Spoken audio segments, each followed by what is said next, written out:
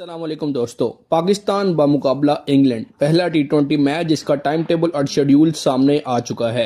जी हां दोस्तों, पहला टी20 मैच बड़ा और बहुत ही तगड़ा मैच है। वही सवाल जो आप लोगों का था कि जनाब बड़ी टीमों के खिलाफ पाकिस्तानी टीम कब मैदान में आएगी। छोटी टीमों से तो लड़ती रहती है, जीतती रहती है, लेकिन मज़ा तो तब आएगा जब बड़ी टीम से खेलेगी और उसको हराएगी। तो नाज़रीन, आखिरकार आप लोगों का सवाल ख़त्म हुआ और जवाब आ चुका है। पाकिस्तान और इंग्लैंड के दरमियान सीरीज़ का आगाज़ हो चुका है।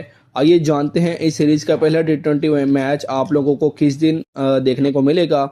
और पाकिस्तानी टीम के इंग्लैंड के खिलाफ प्लेइंग 11 भी सामने आ चुकी है। पाकिस्तानी टीम यानी मैनेजमेंट, कप्तान और कोचेस सब ये चाहते हैं कि किसी ना किसी तरीके से पहले इंग्लैंड को हराया जाए, उसके बाद ऑस्ट्रेलिया को और फिर श्रीलंका को भी शिकस्त दे दी जाए। उसके बाद टी20 वर्ल्ड कप में मजबूत कदम जमाए जाए और इन टीमों को हराया जाए जिन्हें हम यहाँ हरा कर जा रहे हैं। जी हाँ नाज़रीन, इसी तरह पाकिस्तानी टीम आगे बढ़ सकती है और सब यही चाहते हैं कि पाकिस्तान इंग्लैंड को शिकस्त दे। अब देखते हैं कि पाकिस्तान और इंग्लैंड के दरमियान पहला टी20 मैच किस दिन और कितने बजे खेला जाएगा।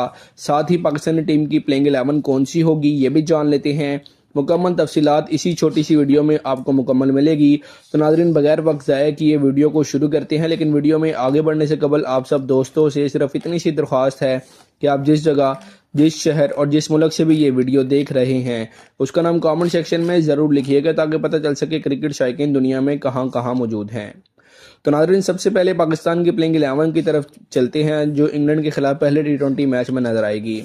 नंबर 1 की बात की जाए तो नाज़रीन, सबसे पहले ओपनर्स की बात करना बनती है क्योंकि टी20 में ओपनर ही वो बुनियाद रखते हैं जिस पर पूरी इनिंग्स खड़ी होती है।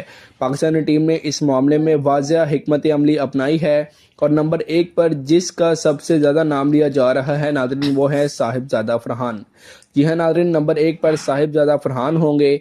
इस वक्त पाकिस्तानी टीम के सबसे ख़तरनाक और मौसर बैट्समैन बन चुके हैं।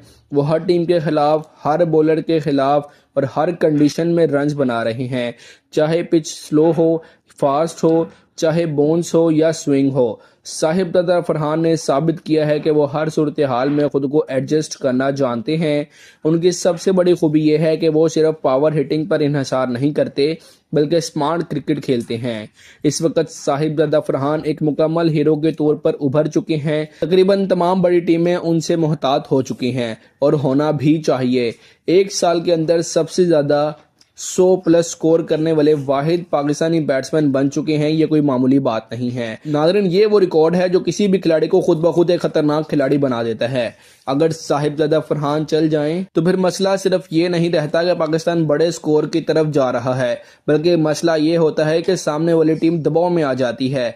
ऐसे में ना सिर्फ बॉलर्स बिखर जाते हैं बल्कि फील्डिंग भी बुरी तरह मुतासर हो जाती है और यही वजह है कि नंबर 1 पर साहिबजादा फरहान का होना पाकिस्तान के लिए एक बहुत बड़ी ताकत है। नंबर 2 की बात की जाए नाज़रीन तो यहाँ पर पाकिस्तानी टीम के अंदर साइम अयूब मौजूद हैं। जी हाँ दोस्तों, पाकिस्तानी टीम के नंबर 1 टी20 ऑलराउंडर इस वक्त साइम अयूब हैं और साइम अयूब इस वक्त टी20 फॉर्मेट में एक मुकम्मल पैकेज बनते जा रहे हैं। वो ना सिर्फ तेज़ी से रन्स बनाने की सलाहियत रखते हैं बल्कि ज़रूरत पड़ने पर बॉलिंग में भी अहम किरदार अदा कर सकते हैं। साइम अयूब खुद इस बात का इतराफ़ कर चुके हैं कि माजी में उनकी कुछ कमज़ोरियां थी, ख़ास तौर पर शॉट सिलेक्शन और दबाव में फ़ैसला साजी, लेकिन उन्होंने इन कमज़ोरियों पर संजीदगी से काम किया है। इसी मकसद के तहत उन्होंने कई लीग्स में हिस्सा नहीं लिया ताकि मुकम्मल तवज्जो अपनी फिटनेस, अपनी बैटिंग और अपने खेल को बेहतर बनाने पर दे सकें। उनका हदफ बिल्कुल वाज़िया है, टी20 वर्ल्ड कप में एक नया, ज़्यादा मैच्योर और ज़्यादा ख़तरनाक साइम अयूब सामने लाना। अगर ये मनसूबाबंदी कामयाब हो गई तो पाकिस्तान को ओपनिंग में एक ऐसा जोड़ा मिल जाएगा जिसका तोड़ करना किसी भी टीम के बॉलर्स के लिए आसान नहीं होगा। जब साहिबजादा फरहान और साइम अयूब दोनों फॉर्म में हों तो पाकिस्तान के ओपनर्स दुनिया की किसी भी टीम के खिलाफ खेल सकते हैं। पावर प्ले में तेज़ आगाज़, बॉलर्स पर दबाव और फील्डिंग को मुंतशिर करना, ये सब कुछ उन दोनों की मौजूदगी में जो है ना उनके बाएं हाथ का खेल होगा। नंबर 3 की बात की जाए तो यहाँ पर बाबर आजम का नाम आता है। जी हाँ दोस्तों, इंग्लैंड के खिलाफ इस सीरीज़ के लिए बाबर आजम की वापसी हो रही है। बाबर आजम का नंबर 3 पर होना टीम को इस्तेहकाम देता है।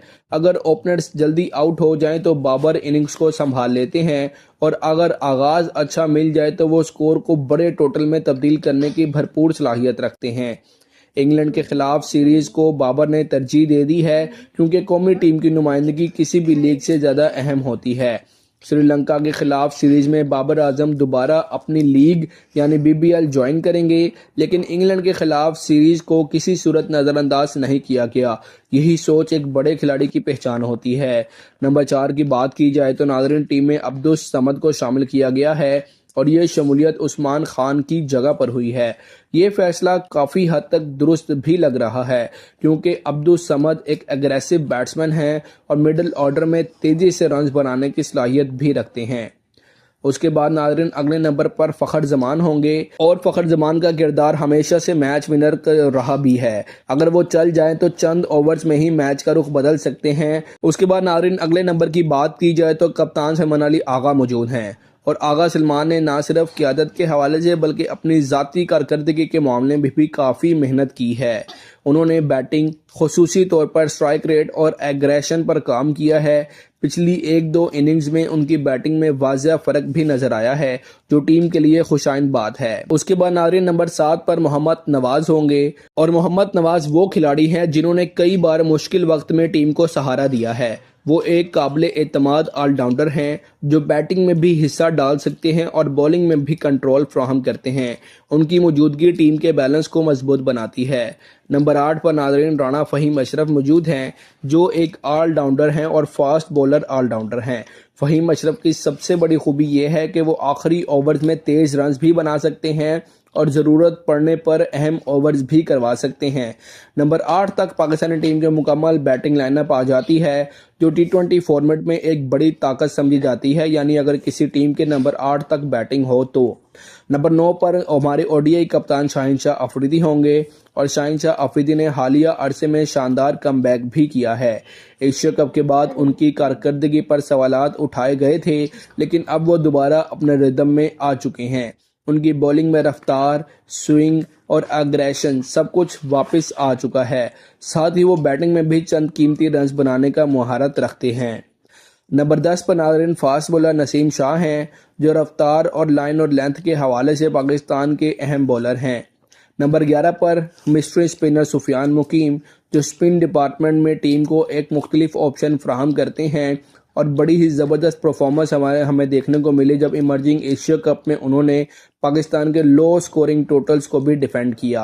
ये नाज़रीन है पाकिस्तान टीम के मुकम्मल मुमकिना प्लेइंग 11 जिसमें फास्ट बॉलर्स के तौर पर राणा फ़हीम अशरफ, शाहिनशाह अफरीदी और नसीम शाह शामिल हैं।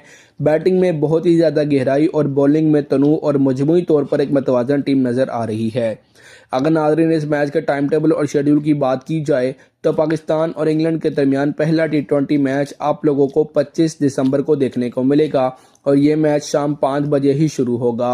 अब देखना यह है कि मैदान में पाकिस्तानी टीम इस मंसूबे को किस हद तक अमली जामा पहनाती है, क्योंकि मौका बड़ा है, मुकाबला सख्त है और नज़रें पूरी दुनिया की इसी मैच पर जमी हुई हैं। अपनी कीमती राय इस मैच के हवाले से कमेंट सेक्शन में ज़रूर दीजिएगा।